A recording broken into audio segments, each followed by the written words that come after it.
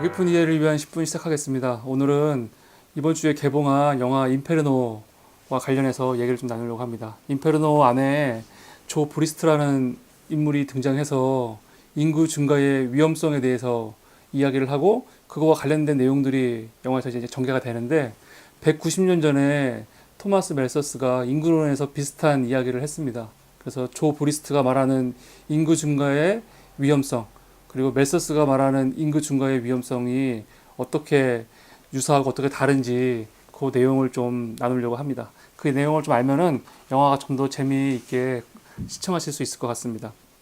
영화 인페르노의 시작 장면은 미국의 억만장자인 조 브리스트가 대중 강연하는 모습으로 시작이 됩니다.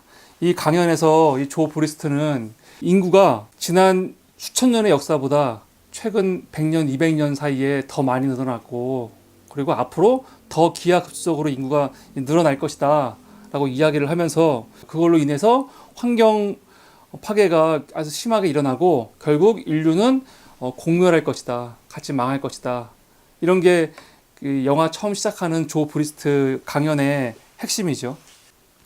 중세 때는 그나마 흑사병이 돌면서 사람들이 많이 죽었습니다. 우리가 세계사 시간에 배우는데 우리가 아는 것보다 훨씬 더 많이 죽었습니다. 유럽 인구가 3분의 1로 줄고 그랬단 말이에요. 그 당시에는 이런 병 때문에 어느 정도 인구 조절이 됐다는 거예요. 이 영화에서도 흑사병 때문에 하루에 5천 명씩 죽었던 과거 이야기를 하면서 옛날에는 이런 식으로 인구가 어느 정도 조절이 됐는데 지금은 의학이 발전하면서 또 이 보건에 대한 의식이 발전하면서 수명도 늘어났고 사람도 더 많이 태어나고 옛날에는 어렸을 때 많이 죽었잖아요. 지금은 근데 유아들이 거의 안 죽는단 말이에요. 유아 사망률이 낮아요.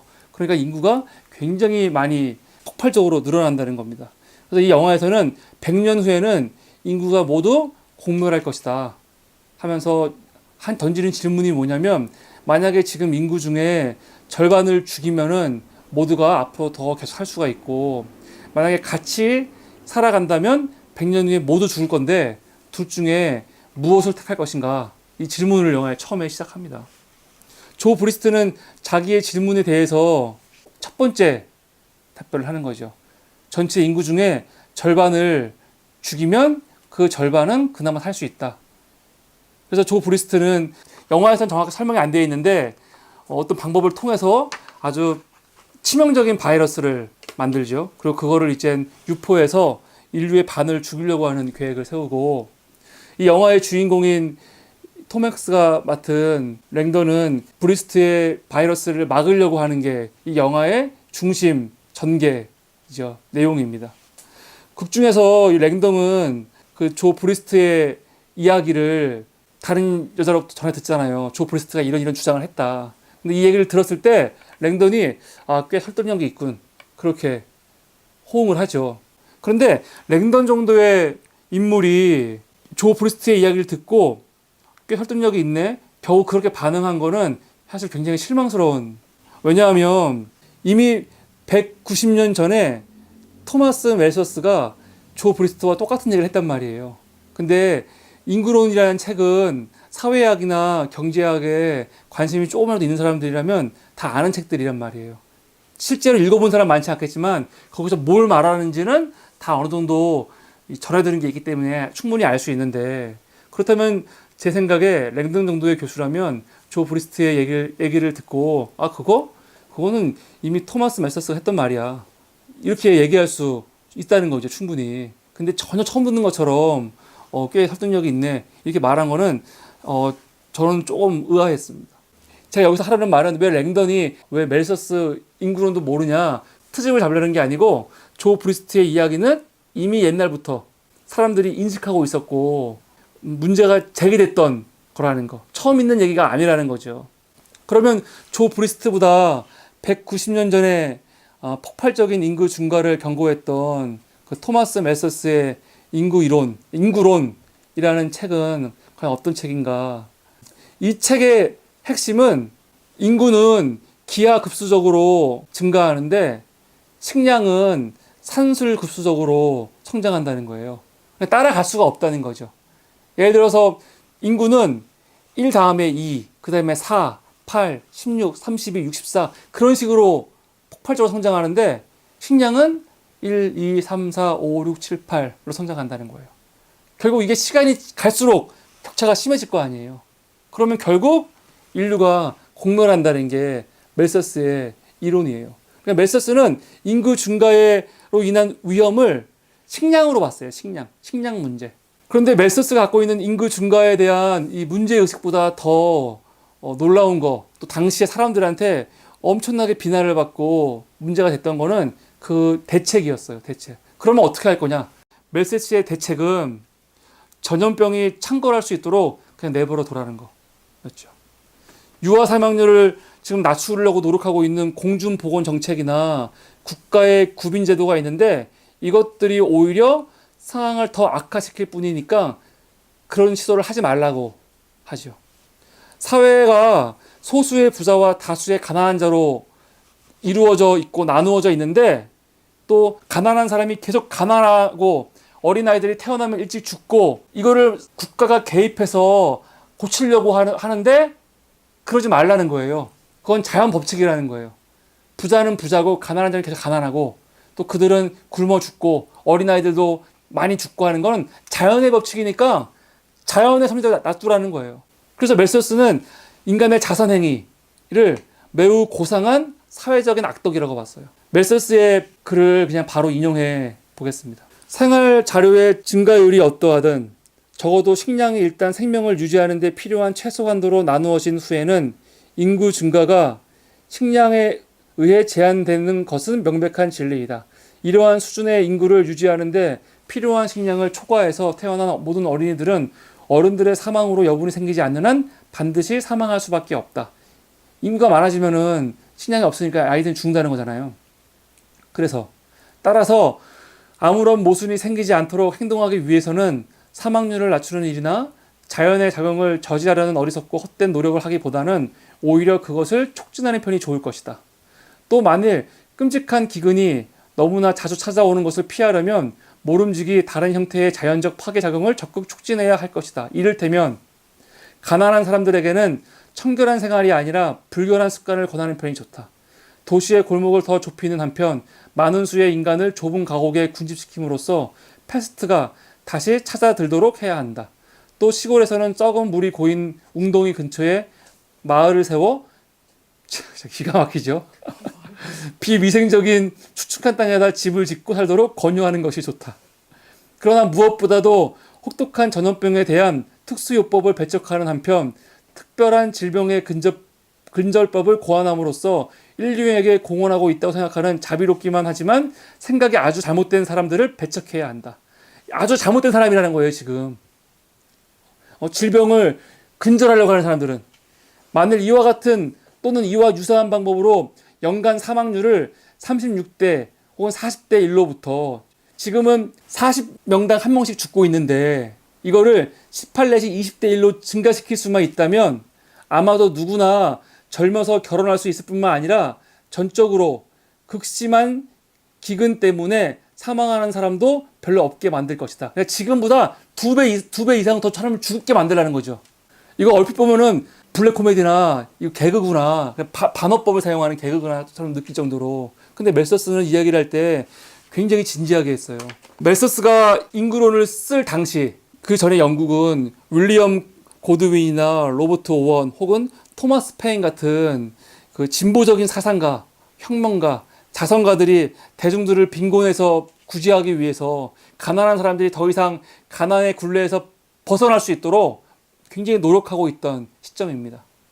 또 영국은 1901년부터 엘리자베스 구빈법이라고 해서 세계 최초로 성문화된 복지법을 가지고 있었어요. 이게 엘리자베스 1세 여왕이 만들어 놓은 거거든요. 구빈법. 그 구빈법의 핵심은 뭐냐면 빈민들에게 단순히 먹을 걸 주는 게 아니에요. 빈민들에게 일자리를 주는 거죠. 근데 그걸로 끝나는 게 아니라 일을 하려면 내가 애들이 있어 만약에요. 그럼 어떻게 해야 돼요? 지금도 부모들이 애들 때문에 직장 못 나가는 사람 많잖아요. 국가에서 애들을 관리해 주는 거예요. 그때는요. 이게 1601년에 만들어진 빈민법이라고요. 대단한 거죠. 그런데 멜서스는 이런 토마스 페인 같은 사상가들, 자선가들, 그리고 영국의 구빈법을 아주 경멸했죠. 그래서 이걸 비판하려고 이 책을 쓴 거예요, 사실은. 영국의 구빈법과 관련된 이 멜서스의 말을 하나 더 인용해 보겠습니다. 영국 구빈법은 첫째, 식량을 증가시키지 않고 인구를 증가시키는 명백한 경향이 있다. 교구의 도움을 받지 않고서는 일가를 부양할 가능성이 거의 전혀 없는 사람도 결혼할지 모른다. 그러니까 원래 결혼 못 해야 되는 사람들인데 구제를 하니까 살 수가 있으니까 이 사람들이 불행하게도 결혼을 하게 된다는 거예요. 그래서 그들이 낳은 아이들도 결국은 빈민이 되잖아. 그러니까 빈민 구빈법은 구제하는 빈민을 스스로 만들어낸다고 볼 수 있다. 둘째, 일반적으로 구빈법이 가장 가치 없는 사회 계층을 구제하기 위해 일정량의 음식을 소비하면 그들보다 더 근면하고 사회적으로 더 가치 있는 사람들이 분배받는 식량이 줄어들기 때문에 그 결과 앞에서와 마찬가지로 더 많은 사람들이 독립성을 상실하게 된다. 가치 있고 없는 사람들을 누가 구분하는데? 독립심이 없이 남에게 의지하려는 빈민을 언제까지나 치욕적인 상태에 그대로 버려두는 것은 개인적으로 보면 잔인해 보이지만 그와 같은 자극은 인류 대부분의 행복을 증진하기 위해서 꼭 필요한 것으로 보인다. 따라서 이러한 자극을 약화시키는 모든 것은 비록 그 의도가 아무리 자애롭다 할지라도 언제나 그 목적에 어긋나는 결과를 낳을 것이다. 멜서스가 인구론에서 하는 말은 사실 조금 다르게 할 뿐이지 지금 우리나라에서도 복지 문제가 제기될 때마다 사실은 반복되는 이야기입니다. 그 반대의 논거로 많이 사용되죠. 예를 들어서 사람들이 빚이 많아요. 그럼 빚을 파산 신청하면 면책해 주잖아요. 면책해 준다고요. 근데 면책을 가지고 새로운 기회, 많은 사람들이 경제 생활을 못하면 결국 사회가 마비되는 거 아니에요. 경제가. 그러니까 사람들을 구제해주고 그 사람들을 다시 회생해서 경제 생활을 할 수 있도록 만들어주는 거란 말이에요. 근데 그걸 가지고서 도덕적 해이라고 비난을 하죠. 그러니까 돈도 없고 양심도 없고 빚을 져놓고 갚지 않는 참 파렴치한 사람들한테 면책을 시켜주면 저 사람들은 이거를 기회로 알고 더 사회를 물러나게 만들 거다. 도덕적으로 해이하게 만든다. 그런 거죠. 최근에는 서민 금융과 관련된 거가 나오면 다 도덕적 해이라는 말이 항상 따라다녀요. 가장 도덕적으로 해이한 기관이 금융기관인데, 그 금융기관이 문제가 되면은 정부가 공적자금까지 대면서 살려주면서 개인들에게는 다 도덕적 해이를 들먹이면서 얘기를 하는 거죠. 노숙자들에게 돈을 주면 안 되는 이유가 왜예요? 그 사람들이 술 사먹고 더 문제를 일으키니까 아예 주면 안 된다는 논리예요. 이걸 확대하면요, 사실은 지금 대북 지원과 똑같아요. 북한 지원하면 왜 안 된다는 거예요? 북한 지원하면 북한 정부 지원하는 게 아니잖아요. 굶고 있는 사람들, 지금 홍수라든가 고통받고 있는 그들을 위해서 우리나라뿐만이 아니라 그리고 꼭 북한이 아니더라도 지원한다고요, 다 원래. 인도적인 차원에서. 근데 왜 못하게 하는 거예요? 그거 주면 그걸로 미사일 만들고 핵포탄 만들어서 우리 위협한다는 거죠. 이거 엄청난 논리의 비약이에요. 너무 단순화된. 지금 이것들과 지금 이 멜서스가 영국의 구빈법 비판한 거, 예를 들어서 저 가난한 사람들에게 일자리 주고 먹고 살 수 있도록 해주면 안 된다. 그렇게 해주니까 저들이 주제에 안 맞게 결혼도 하고 그래서 애도 낳고 그 애들이 또 빈민이 되고 계속 빈민이 만들어지는 거 아니냐. 그런 논리와 뭐가 달라요? 똑같은 논리, 비약이죠.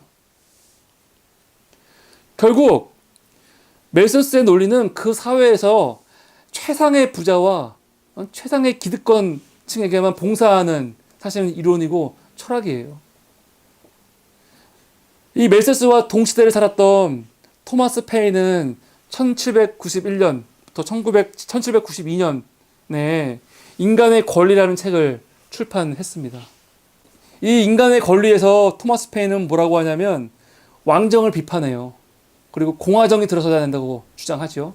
그러면서 부자들에게 누진적인 소득세를 걷어야 한다는 거예요. 가난한 사람과 부자가 있는데 똑같이 세금을 정해놓고 둘 다 세금 10만 원 내는 건 공평한 게 아니죠. 이게 누진적인 세금 제도거든요. 근데 우리나라에서도 그렇게 하는 거에 대해서 얼마나 비판을 많이 해요. 노무현 정권 때 그거 했다가 욕을 엄청 많이 먹었고. 사실은 그게 정인데. 왜냐면 기업들이 기업을 하기 위해서 얼마나 많은 혜택을 받아요.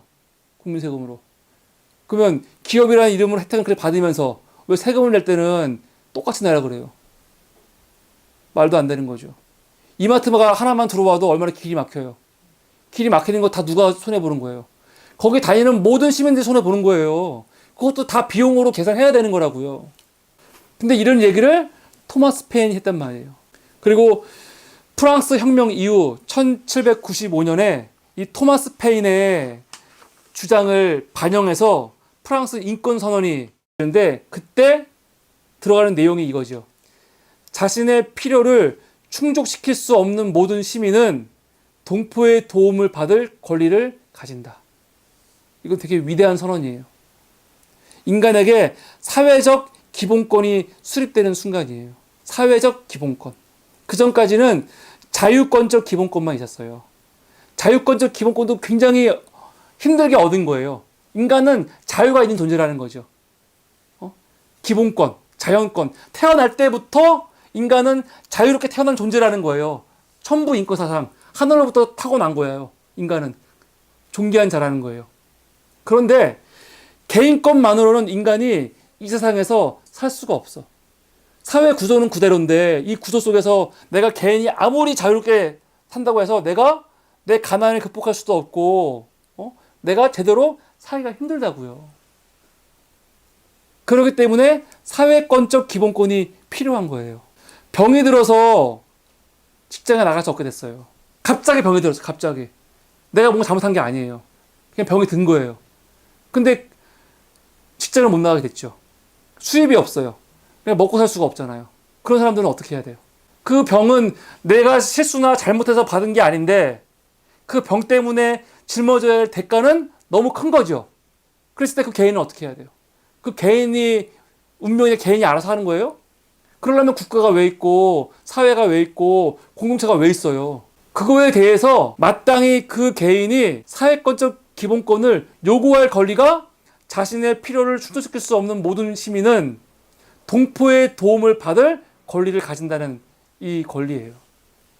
근데 이게 중요한 거는 여기서 중요한 거는 이 사회권적 기본권은 상대에 대한 호의라든가 저 사람 불쌍해 안 됐어 동정하는 그런 마음에서 바탕하는 게 아니에요. 누군가의 도움을 받아야 되는 사람은 누군가한테 엄밀히 말하면 고마워할 필요도 없고 미안할 필요도 없어요. 이거는 인간의 권리인 거예요. 장애인이기 때문에 국가로부터 사회로부터 받는 혜택이 있을 거 아니에요. 근데 이거 가지고 굳이 누구한테 감사하거나 고마워할 필요 없다고요. 그게 너무 당연하게 받아야 되는 것이 돼야지 건강한 사회고 사회권적 기본권이 확립이 된 사회인 거예요. 이걸 요구하면서 내가 다 눈치를 보고 미안해하면은 이거는 결국 법적으로 제도가 마련된 게 아니죠. 내 의지로 장애인을 탄생한 게 아니잖아요. 사회는 그런 것들을 함께 짊어지라고 있는 게 사회고 국가예요. 근데 대한민국 헌법도 이런 사회권적 기본법이 담겨 있어요. 기본적으로. 모든 국민은 인간다운 생활을 할 권리를 가진다. 국가는 사회 보장, 사회 복지의 증진에 노력할 의무를 진다. 신체 장애자 및 질병, 노령, 기타의 사유로 생활 능력이 없는 국민은 법률이 정하는 바에 의하여 국가의 보호를 받는다. 이게 중요해요. 개인의 동정이나 호소가 아니라 법률이 정하는 바에 의해서 국가의 보호를 받는 거예요. 그러면 이거는 그 사람의 마땅한 권리인 거예요.